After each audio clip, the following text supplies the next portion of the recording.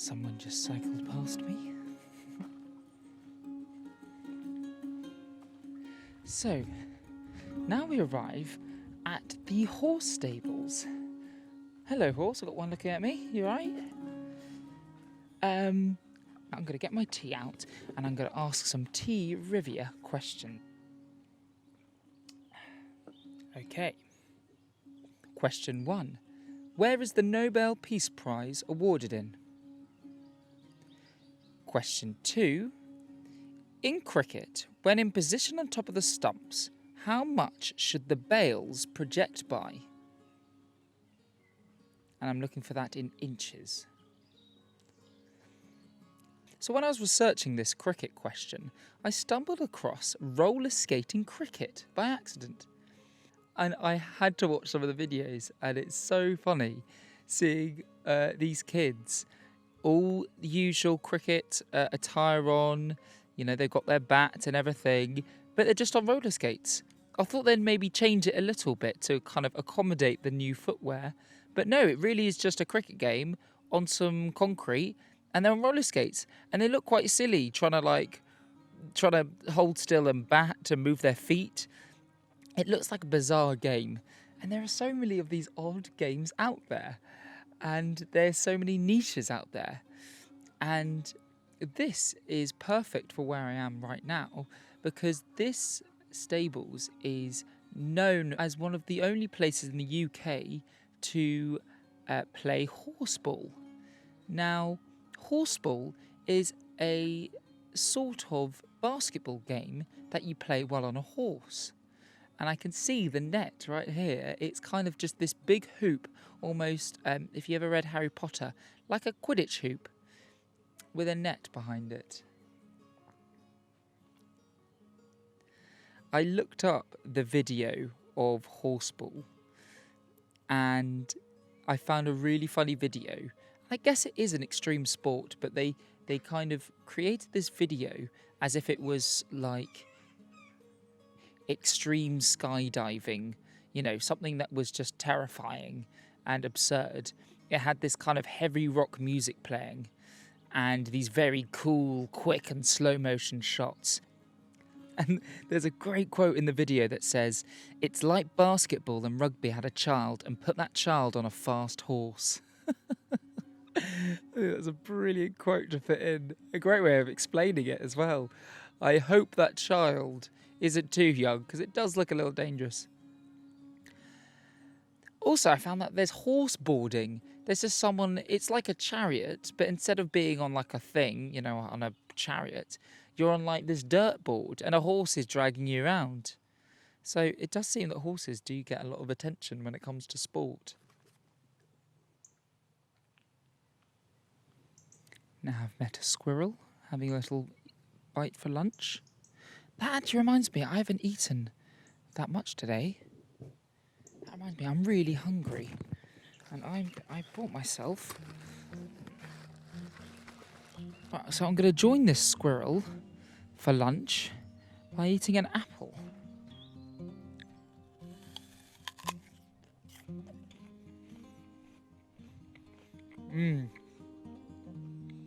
I definitely needed that. There's something also very satisfying, I find, with throwing and catching an apple. I think it has a very good weight and density to it. So before you next eat an apple, just give it a little chuck up and down. Tell me how it feels. Ooh, I just got a great whiff of horse poo. Lovely. That's when you know you're in the countryside, eh?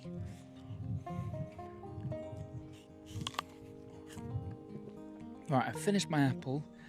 Now, I normally hate littering, but actually an apple core could be a bit of nice food for another animal. Maybe that squirrel will want it for dinner tonight.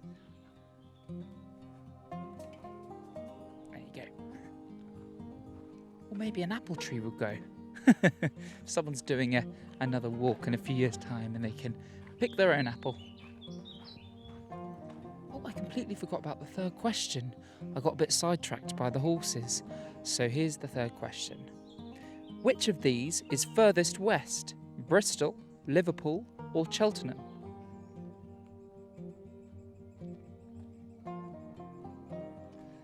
just as I got to the horse stables, or the livery I think is the right word for it, I've now entered onto a road that actually originated as a Roman road. Now it goes quite uphill. I've run this before and it's really not enjoyable. Oh, the car coming. There's not much space for a car. They used to having, a nice tight Legion walk up here, not a Ford Fiesta, whatever that car is. So, yeah, this used to be a Roman road, and I guess they are the great example of what I was mentioning earlier about paths. And the Romans are actually the true makers and believers of a desire path. Because essentially a desire path is, they've decided that this is a quicker, easier way, therefore I'm just going to go through that, regardless of what's already been made or what's there, or the impracticalities of maybe the terrain of what the path is. The Romans, they were all about that. They were just like, let's build a straight road. Doesn't matter if there's a mountain there or a river there. I'm just going to go straight through. I want to go the quickest way. I want to go that way. So the Romans are really the classic desire pathers, really. Oh, another full Fiesta.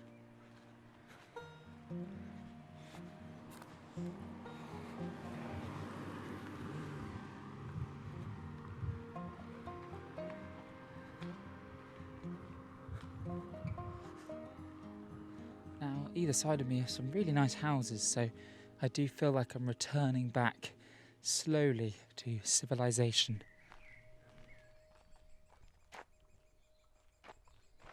So I just found a sign outside one of these houses saying, "Bird found, please call at Avebury Cottage if it is yours, thank you." What bird could you find? Well, obviously it's not a flying bird, because that would be really hard to keep hold of. So is it a chicken? Is it a Indian runner duck? I'm really curious to what that bird is. I hope it gets found, but it surely can't be a flying bird. Otherwise that would defeat the point of finding a bird.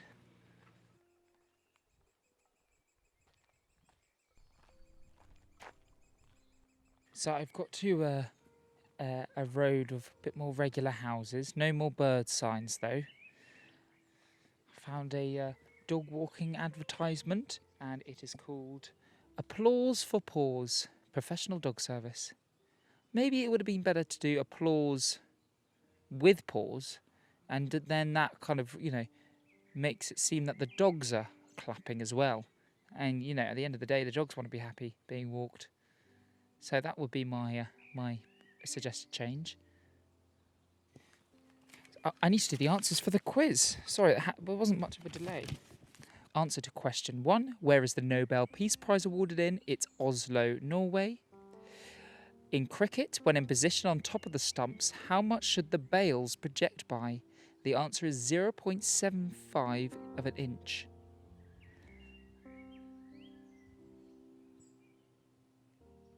And question 3, which of these is furthest west, Bristol, Liverpool or Cheltenham? The answer is Liverpool.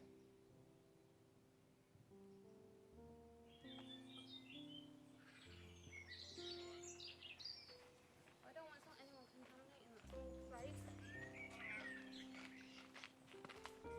Thank you. You're welcome. Alright, bye.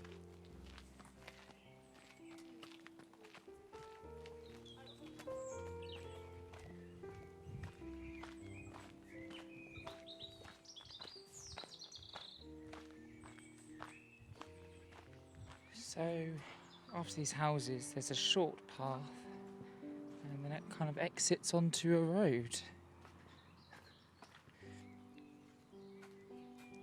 Just seen a nice plaque on a bench that says, "Rest a while and think of when Harvey walked this path with Len, 1927 to 1999. That's a nice plaque. So I'm just passing a old bus stop that my sisters used to take on the way to school. I think every single day they were late, and I was always chucked in the car as my mum drove them to the bus stop every day, always late. But, they somehow made it to school, so they were fine. But that's what I remember this little area. I mean, now I'm actually coming back to recognisable ground. So I think I'm close to home. So I'm just walking past a very familiar entrance. What was the guide's brownie hut. My mother was a snowy owl. So, it's very loud here. So as a kid, I got taken to brownies. So I hang out with all the girls. And yeah, my mum was a snowy owl. But so what makes this entrance so special is it's made up of 2 whale bones. So every time you pass it, you've got to nod to it and say good morning or good afternoon or good evening, whatever time of day it is. So right now I'm going to say good afternoon, whale bones. Sadly, the brownie hut is no longer there, and I just saw some guy in a very posh, swanky, almost too clean of a car turn into it, and it says private road, so maybe now it's just someone's house. So it's sad that maybe that's not used for a communal thing. Anyway, good afternoon, Wellbones. So I'm very close to my home now, and even though it's very busy and it's quite loud and there are lots of cars, and I found that actually, even though I've left the beautiful nature that I was in, there is something quite beautiful about where I am right now. To my right, I can see the Barnet Hospital, where, of course, in these times are doing great work to help with this pandemic. I've got to the left of me, I've got the petrol station that's open 24 hours. So when I need some milk or bread, or if someone needs to fill up their car, someone is there to keep it open. Or I can see someone delivering pizza, someone who's delivering food to people who maybe don't want to go out. So I'd say that all these people, bus drivers, delivery drivers, health workers, cleaners, all these people are making a difference. And there's quite a beauty in that, being suddenly surrounded by all these people who have enabled me to spend most of my day out in nature with space.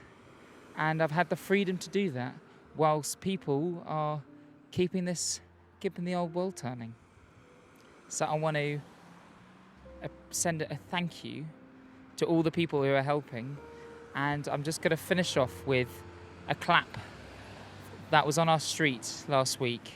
And I want to put this out to all of the people who are keeping everything going. So thank you.